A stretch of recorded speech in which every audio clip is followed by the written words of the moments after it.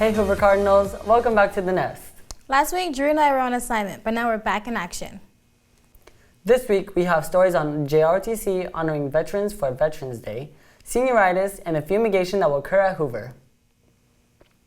Last week on Thursday, JROTC honored those who fought for this country for Veterans Day.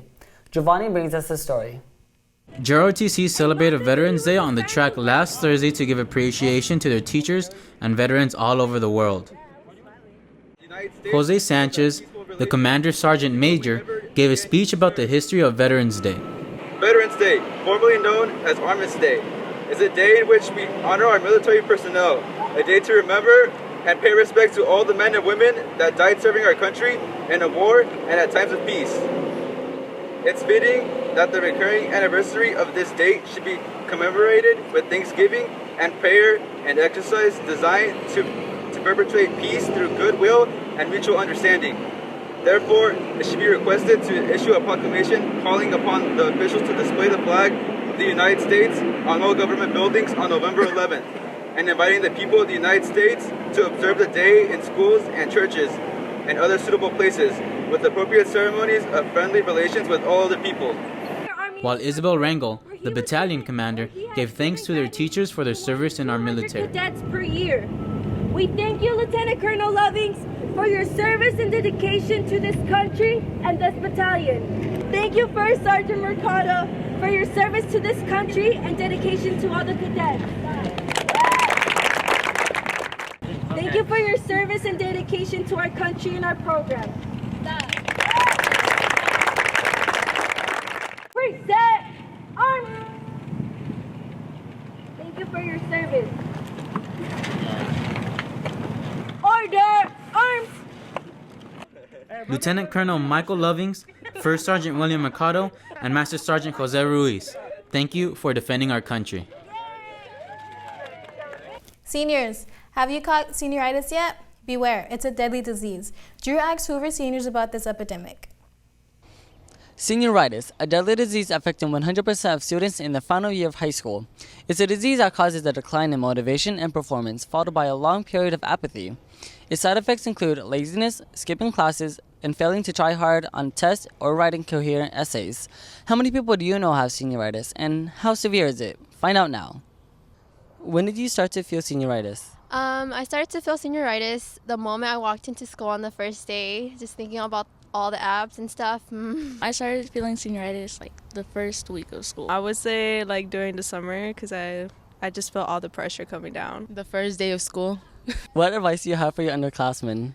To have very good time management and to be on top of your work, because honestly, senior year, guys, y'all all gonna have senioritis. Just stay up on top of your work and don't fall asleep in class. It's gonna be the death of you. Do not procrastinate. Stay on top of your game. Just do it. Do everything. To not procrastinate and to manage your time well. Don't stay behind in your classes. And how has senioritis affected you? It made me very lazy. It's made me lazier. I feel really unmotivated and it sucks. Many people don't know how seriously senioritis affects students, leading to a great decline in their grades and performance in class.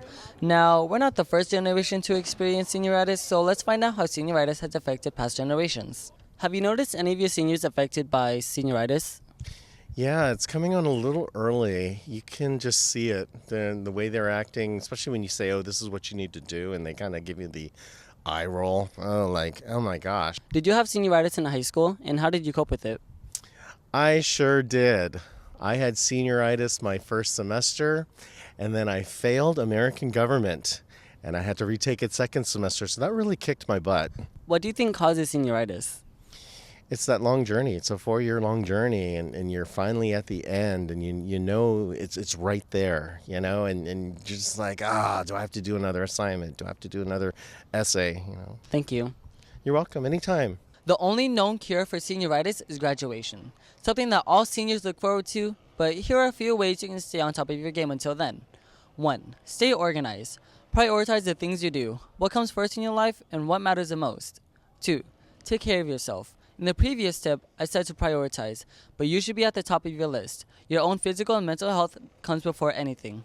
3. Remember the hard work you put in already. You've been in school for a good 12 years already. Let's not put it to waste. 4. Join extracurriculars. Depending on what club or sport it is, it can really help you stay busy and occupying your mind from being too stressed. And 5. Have fun. It's your senior year and you're in your last year of high school. Make it count and make it memorable. Remember, seniors, you only have 30 weeks of school left or 221 days left, including breaks and weekends. Keep pushing and may the odds be ever in your favor. Ever disgusted by the roaches and ants at Hoover? Well, worry no more. Over Thanksgiving break, there will be a fumigation at Hoover. See details next. Trash is a problem here at Hoover. Kids after lunch don't take their time to throw their trash in the can. This may seem a problem, but if that's what we call normal, we have a problem because of cockroaches, rats, and other insects are being attracted by the food. That is bad for students because they can get sick. Trash is kind of a big problem here at Hoover. A lot of times kids just leave their trash in our classrooms, and that's why we do get cockroaches and other rodents such as mice. So if we were a little more careful about picking up our trash, I don't think we would have such a bad problem with rodents and cockroaches. After lunch, there are only 2 men picking food over 2,000 students. There are kids who try to keep the school clean, but it takes more than just a few to clean up after 2,000 kids. The solution for me is to they should make a class for every class, talk about like to pick it up and also how the students have to motivate themselves. We can do simple things to prevent it, like, you know, when you see a piece of trash on the ground, hey, pick it up, you know. If you see like someone throwing trash, be like, hey, that stuff is not cool. Because at the end of the day, it's y'all's school. It's everybody's school. Kids are being irresponsible. I feel like they just assume that it's just the job of the custodial staff to pick up behind them. But this is high school, and I would expect everyone to pick up the trash after themselves. During Thanksgiving break, Hoover is going to bomb and kill all the pests around the school. So we're working as a school with the integrated pest management program to decide like what can we use and how quickly can we get it done the minute we go to break. So during that 10-day week of Thanksgiving, we come back with an opportunity for a fresh start. Hopefully we can change our hearts and keep a school pest and trash free and be proud that we Hoover students can make this school the best high school in San Diego. Let's make Hoover great again.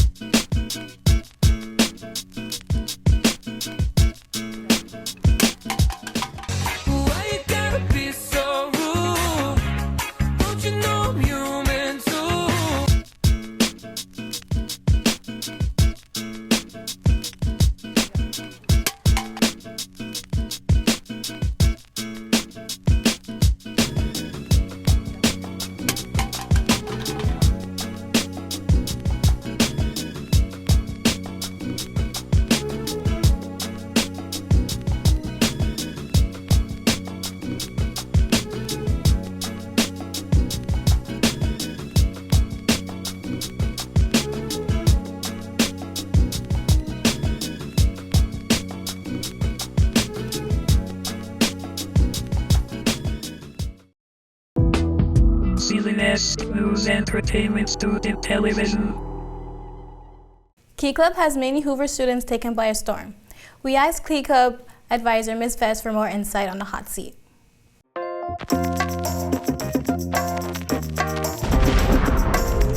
Hello Hoover Cardinals, welcome back to the Red Couch Conversations Hot Seat Edition. This week we have the Key Club advisor, Ms. Vest. How are you doing today? Doing great.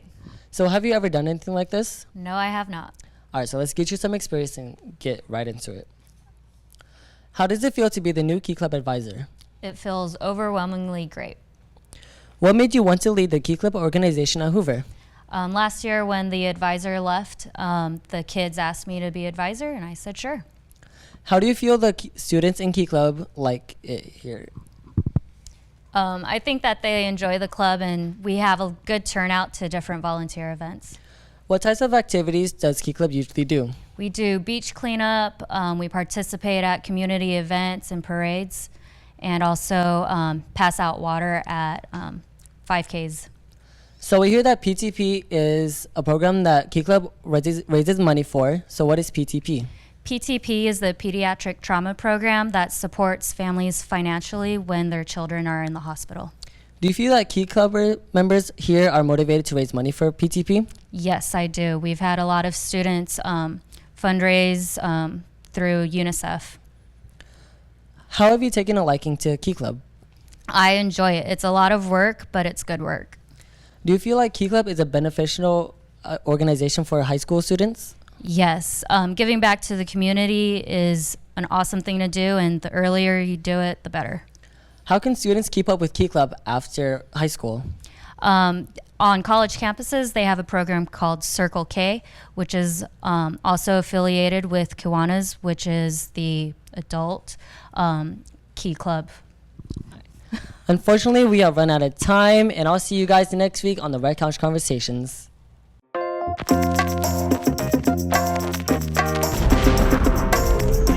In Thanksgiving spirit, Daniela asks what your favorite Thanksgiving food is.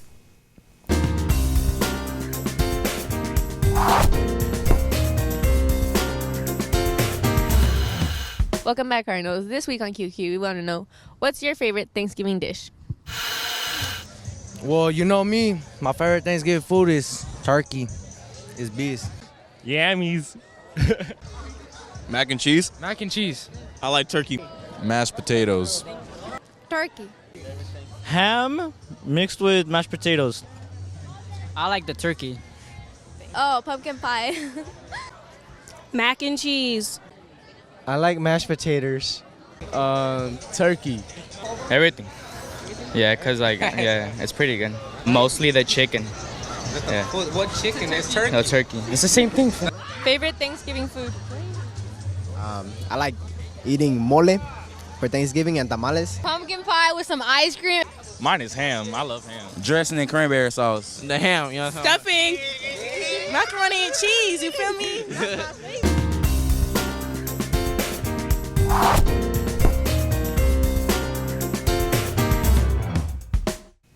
You spoke and we heard.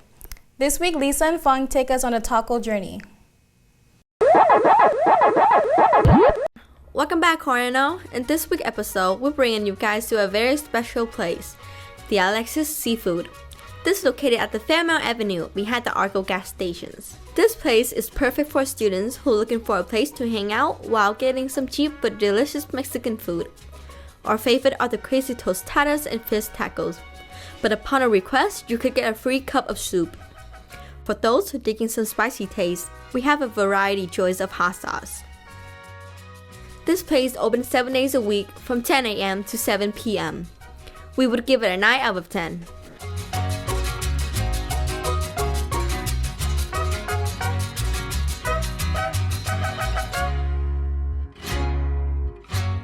Goodbye, guys, and enjoy your Thanksgiving break.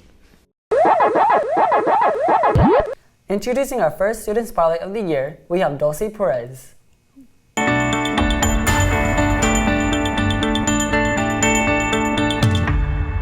Dulce Perez is an Honduran immigrant who has succeeded academically.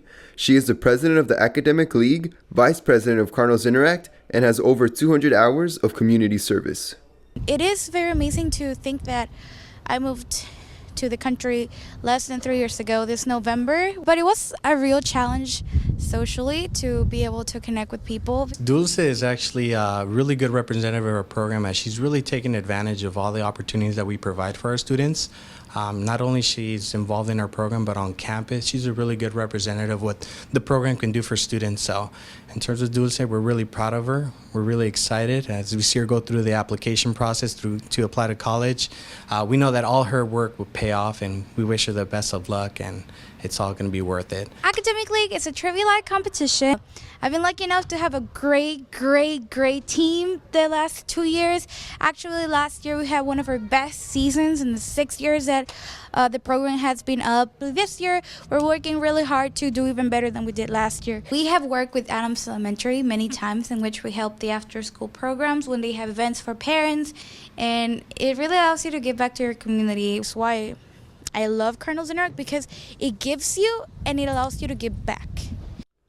She participated in the Rotary for Way speech contest. You can choose any topic you want, and then you have to implement the Rotary 4-way test to it, which is it the truth? Will it build better goodwill and better friendships? Is it beneficial to all concerned? My speech on modern responses to social injustice. Public speaking is a great passion of mine because I think it allows you to express certain ideas and certain emotions that will not be expressed otherwise in written word. She wants to pursue a degree in political science and law. We wish you the best of luck this school year, Dulce. And along with the first student spotlight, we also have our first staff spotlight of the year, Mr. Ramirez.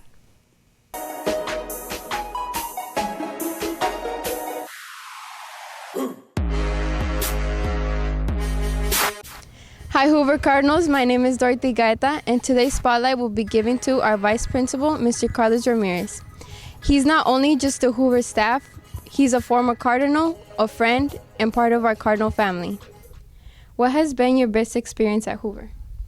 One of the best experiences that I've had here at Hoover has been to step into the ground, to be here as a Vice Principal. I really cannot believe that I'm here as a Vice Principal or serving this community. When did you start working here at Hoover? I started on December 2004, so I'm going on my second year as a Vice Principal. Where did you grow up? I grew up in Tijuana. I'm from Tijuana, Mexico. I was born there. I attended elementary and a little bit of secundaria. Secundaria would be middle school here. So towards the end of middle school, I came here to San Diego, live a little bit in Southeast San Diego, attended Memorial Academy. From Memorial, my parents moved to Southeast San Diego, and I attended Stanley Junior High. And from Stanley, I came to Hoover, where I ended up graduating in 1995. Why did you choose to become a Vice Principal? For several reasons. I believe that the first reason is because I saw in other leaders some characteristics that were very appealing. Like I looked at some of the vice principals and principals that I had that made me want to be like them. I remember playing soccer with my vice principal. I remember doing the jump rope with them. So now that I have that opportunity, I try to do it like them. As a vice principal, I like to be part of the change, to bring some of the greatness within students, to support students when they're struggling. So I try to give my best to help them be their best. Now back to you guys at the studio. Lastly, we have the Hoover Half Minute. Hoover is having a cultural food fair this Friday. This Thursday, there is going to be a swim team meeting in 1103 from 12:30 to 1 p.m. The girls soccer tryouts is today, November 19th, and Sunday, November 20th, there's going to be a CIF championship. There is no school next week, November 21st to 25th. There is going to be a STEM into college today at 1:30 in the mini theater.